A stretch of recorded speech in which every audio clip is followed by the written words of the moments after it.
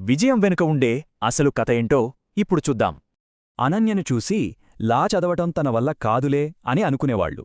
ఎప్పుడు లైబ్రరీలో ఒక మూల కూర్చునేది. అంత చురుకైన అమ్మాయైతే కాదు.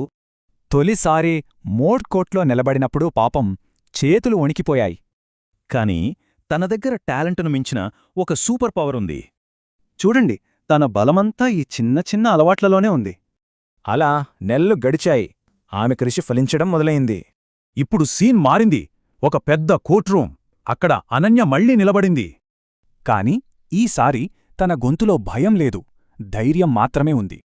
ఆ కాన్ఫిడెన్స్ ఊరికే రాలేదు, తన ప్రిపరేషన్ నుంచి వచ్చింది. ఆమె వాదన విని జడ్జిగారే స్వయంగా మెచ్చుకున్నారు. అప్పుడే ఆమెకు అర్థమైంది, అసలైన విజయమంటే ఒక్క రోజులో వచ్చేది కాదని. అలా భయపడే స్టూడెంట్ నుంచి ఒక సక్సెస్ఫుల్ లాయర్గా మారింది. ఆమె నవ్వింది తను తెలివైనదని కాదు, ఎప్పుడూ ప్రయత్నం ఆపలేదని. అందుకే టాలెంట్ కన్నా క్రమశిక్షణ, సహనం, పట్టుదలే చాలా ముఖ్యం.